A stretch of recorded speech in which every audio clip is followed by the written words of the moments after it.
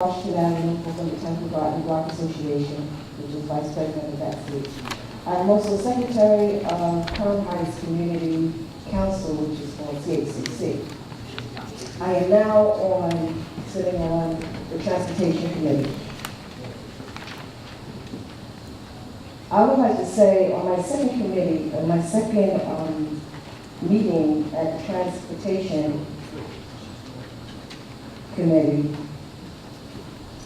I was really appalled to hear what I heard. Let me begin by saying that I came in needing more information on decisions that need to be made on blocks. I said, before you make this decision, Tim Thomas, we need to have verification, we need to have material, we need something to go by so we can make a rational decision. Yes, correct, we all are there as volunteers. So as volunteers, we need to work cohesively. But at the end of this meeting, I was standing next to Mr. Tim Thomas as Mr. Goldstein had asked, who invited these people? Mr. Thomas then said, he did.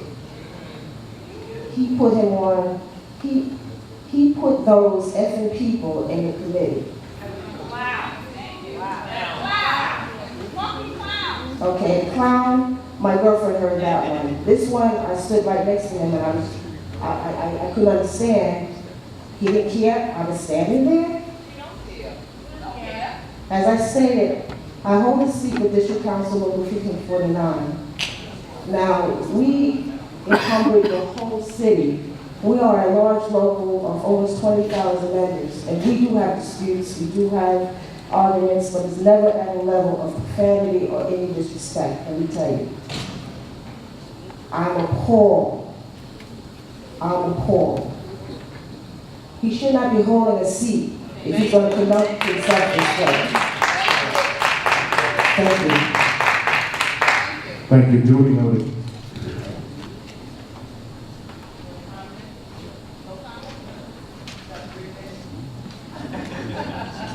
I'm going to share. I'm going to share right now what I heard.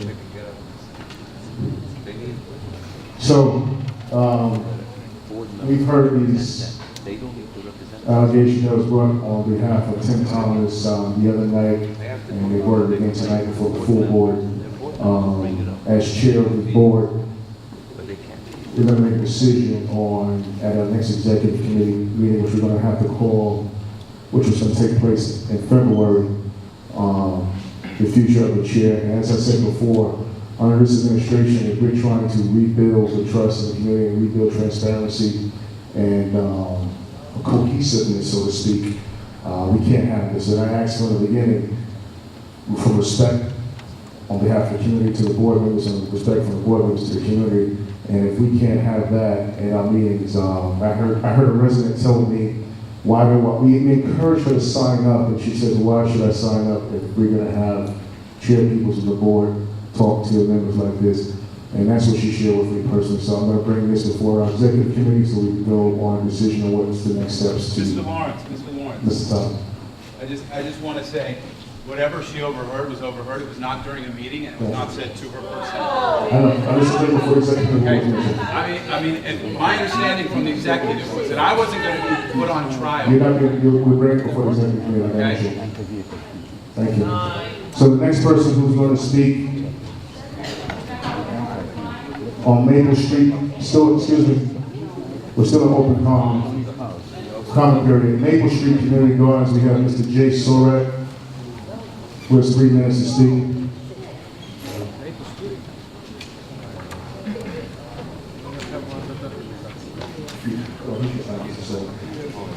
You have 3 minutes.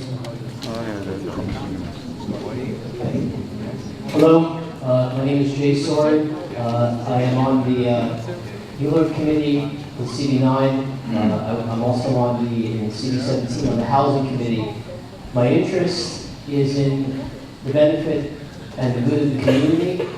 I got inspired by it maybe 2 years ago by the, I don't even think I would say the incompetence of the board, but by a vote in which the vote was 15 out of 30, and they said it passed, and now they're in the process of building an 8-story building for the seriously mentally ill, which is an important issue.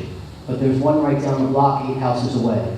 And this is in the middle of a 2-family residential block, just to tell you what the issue is. 8 stories. They are commercializing residential neighborhoods. A lot of the reason why a lot of people here are angry and why there's problems with the board and problems with the community is because the majority of this community board is handpicked by the political establishment. And just to tell you, I own an investment property here. I live in Long Island. I have no interest in politics. I don't hand out my business card here. But the people here who are the angriest, they're the angriest for a reason. They're pretty much a lot of very intelligent people. They understand the injustices that are happening, and they don't want to be taken advantage of, and they don't want to be stepped on. The way, and before just continuing, for instance, the Transportation Committee, they tried to fix the roads, and they tried to, let's see how much time I have. They tried to fix the roads, and they're taking away part of the road, now the roadway, and they're going to create possible traffic jams. Their justification, this is another issue that's going on, their justification is based upon data of pedestrian knockdowns. They haven't given you the best data. There was a person who went to the police department, and Vincent, I'm going to get it wrong, Vincent Martino specifically was very helpful in giving data to a member of the community, a lady in the community, and in telling her, look, this is the real data. The lady came to the Transportation Committee and said, look, the data doesn't support what you're giving us. So the community is not being informed. They're not giving you the best data. They're smiling at you, they're giving you a handshake, and they're treating you like children. If you even want more evidence of that, just take a look at what's going on.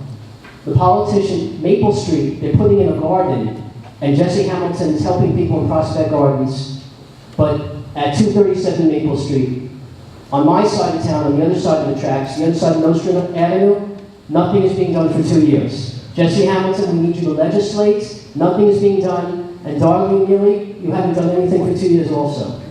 Okay? Thank you.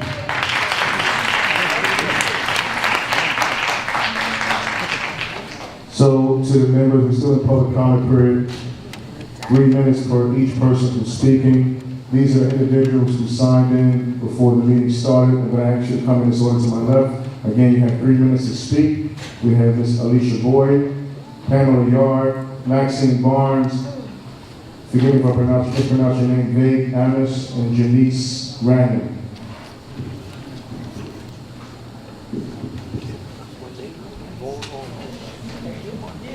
I want to acknowledge the presence of the 71st Precinct, NYPD officers here in the back. I appreciate y'all. Thank you very much.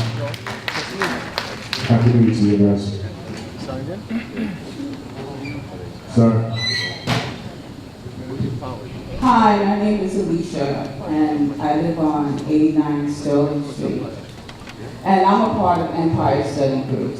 We've been organizing to look at Empire Boulevard because we know that it is being targeted for serious development by our local politicians who had no problems with saying it very clearly and very loud. So for 2 months, Demetrius Lawrence knew that we wanted to come and do a presentation. For 2 months, we were never told that we were supposed to go to the committee and do a presentation before our presentation at the board. Why? Because we were just presenting information. There are 2 types of presentations. One that requires support from a community board, and the other is just pure information. We have seen on a constant basis where people will come and produce information and not go through a committee. And that's because they're just providing information. I had a meeting at the executive board, And I specifically stated that this was a purely informational. We were not asking anything of the board. We were not asking for your approval. We were just wanting to disseminate our preliminary findings that we had come up with, not our final, because we are community-based. And we know how to run a community-based study. We don't make the decisions until we hear from the larger public. However, I sat at that meeting, it's an executive board meeting, and they voted yes to allow us the following week to present. Now, I know the law because I read the city charter, I read the bylaws, I know the law. And the law says that if the executive board makes a decision, nobody can undo that decision unless the board undoes the decision or the executive board goes back into session, and it has to be an open session, and undo that particular vote. Twice, that was not done on the same day. There was a vote taken for Tim Thomas's vote to do the Empire study to be tabled. Demetrius Lawrence was told by the executive board, and this was on camera, that he would go to that meeting and tell them to table it. Instead, he went to the meeting and asked them to vote. That was against the executive board's directive. And now, again, we face the same problem. Yesterday, we are told, no, you cannot meet today. And yet, I was at an executive board meeting, and they voted for it. If you're going to create trust in the community, then what you say and what you vote on, you have to live by. You cannot go back and constantly decide, oh, behind closed doors, oh, we made a mistake. If you make a mistake, then you have to make the mistake correctly. So thank you, Ms. Boyd. The next person is Pamela Yard. I want to address that. And I did mention that in the beginning that I did make a mistake by not allowing them to go before the committee. I did make that mention of that, and that was my fault on that part. I do apologize to the committee and those who were inconvenienced by it. Ms. Pamela Yard. Hello, my name is Pamela Yard. I received an email last night for the agenda of the Community Board 9 meeting, and it states that representatives from the Empire Study Group will present results of the preliminary study to address key community concerns. Now tonight you come, and it's not happening. So it's like go playing games. I'm just going to say we're not playing games. Let me just share this. I'll say it again. I spoke to the executive committee. The executive committee spoke with me. We spoke to members of the chairs of the committees, and we had decided that because of the following procedure that we wanted to do, which is sending any presentation, any group before the full board, has to go to committee. And I sent the email out to Jarvis, who's the chief of staff of State Senator Eric Adams, first with the group who was on that original email. Then I sent the email to Ms. Alicia Boyd and Mr. Professor Ngadi at 10:21 Monday morning, advising them that we're pushing this off from this agenda meeting. We're moving right along. That's not how it works. That's the point. Our board, there are two agendas. The original was sent out yesterday, got this information. The updated went out yesterday. It was amended. I know. And there, well, you didn't say that. It was amended. I didn't say that. We did send out original, thank you, Derek. I did send out the office sent out original email. I asked Terry to omit and remove the Empire Study Group as well as another item. So we had to amend it, but the agenda did go out originally as timed. So next person is Maxine Barnes.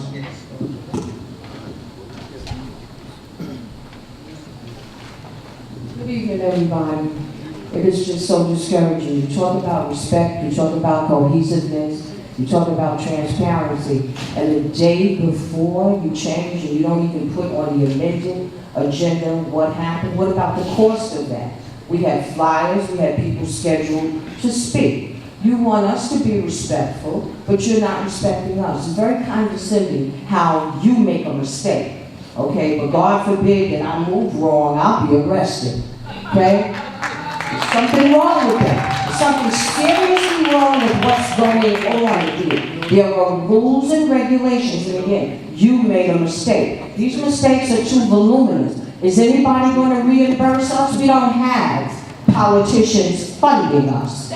We do fundraisers by ourselves. Those copies cost money. I'd like to say for the record, we want to be reimbursed for the monies that we spend for timely education materials for our community. Because we always educate our community and try to follow your bylaws, the city charter, but you continuously make mistakes. Respect. Ms. Joyce Stewart from 320 walked up here. She's a community resident for years and years and worked hard for the quality of life. With me, standing on the corner with James E. Davis praying. She asked to speak. You wouldn't even let her speak. How long do it take to let Joyce speak? But this one over here with his disrespectful, racist comments and blogs as inciting people, he can speak at will anytime he wants to speak. Community board means community. And Thank you. We didn't pass the 3 minutes, but I want to actually make a comment on that. So, let me answer her question.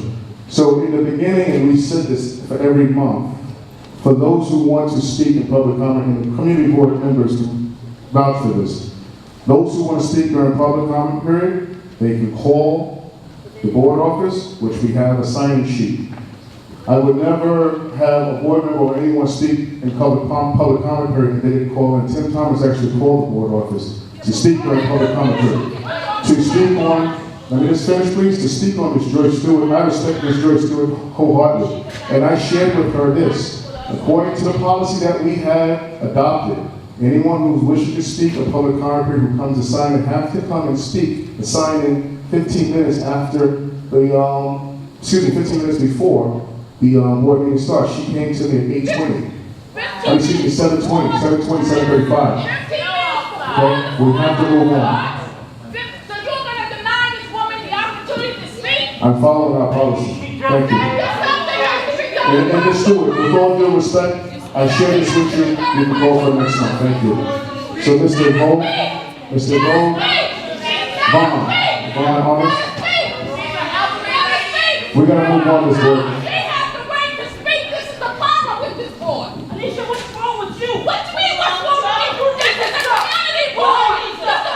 Good evening. Good evening. All right, my name is Vaughn Armour. I'm a member of New York Committee for Change.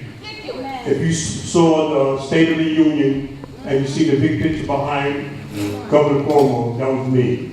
All right, my organization, we fight for fair housing, fair wages, and fair education. I want to talk to you about the saying, to keep on repeating, affordability. Well, 2016, that cry is going away. We're going to say now, we get ready to say low-income housing built in our community by people that live in our community where they won't be pushed out of the community. Also, tomorrow at City Hall is going to be the press conference on rezoning and 421A. I just want to say, this is my first time at the Community Board 9 meeting. And I used to hear horror stories about this community board. And now I see it's true. I went to Bedford-Stuyvesant because I knew somebody was going to go over there and talk about gentrification of the community. I went to Community Board 3. And I thought I was going to a big executive meeting.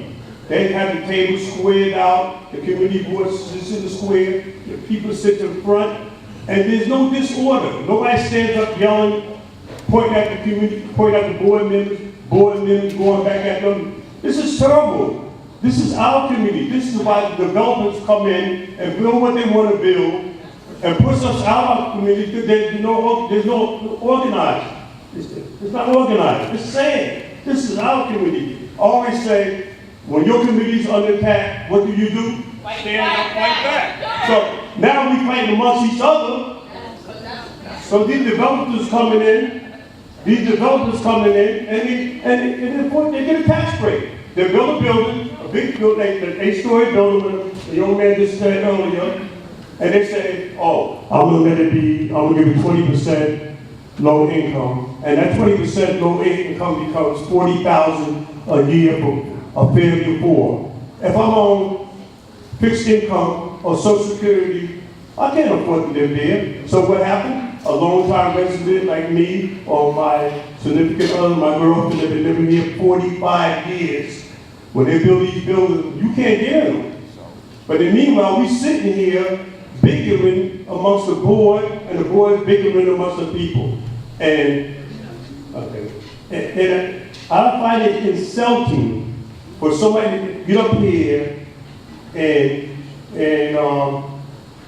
start yelling at people saying, like, I don't know the gentleman, but that's insulting. And when a person has lived in the community for years and years and years, we should hear that person speak. We need to hear her speak. Thank you. Thank you. Ms. Janice Brenner? Ms. Janice Brenner here? Thank you. No, they make their mistakes. To the board members, if they didn't get a chance to sign in, please sign in, because we're going to go into business session. To elected officials or those representing elected officials, we have a sign-in sheet up here as well. Good evening, everyone. I'm here on behalf of my community that I've been a member of a resident of for over 30 years. I own property. And I'm very disturbed at several things. I'm disturbed, of course, at the lack of cohesiveness. I'm disturbed at the lack of transparency. I'm disturbed at going to websites for Community Board 9 and finding inadequate information. I'm disturbed at coming to the last Community Board meeting and being told that there was a vote cast on the Empire Utica Avenue redesigning of the street. I'm disturbed because if there was a vote, that has to be reflected in minutes. That is the one thing you can never overlook. I don't care whose rules, Robert or Sally's rules. Whenever there is a vote in a committee meeting, in a community board meeting, there must be a reflection in the minutes. We are in 2016. We cannot have tape recorders not working and taking minutes. We can't have that. This is a very modern time that we live in. Just like we're videotaping this, we need to get to the point where the committee meetings are videotaped and made available on the website. Okay, if you want to talk about transparency, let's do it. Okay, I'm very disturbed. I'm standing here after a full day of work, and I know the people come here after work. And I've been coming to these meetings, like I said, for almost 30 years. So I'm going to tell the board, every single member, every committee member, every member of this community, vote with your conscience. There should be no vote tonight. There should be no vote because it's not been adequately reflected in any agenda. The meeting minutes for committee meetings has been abysmal. Abysmal. And I speak as someone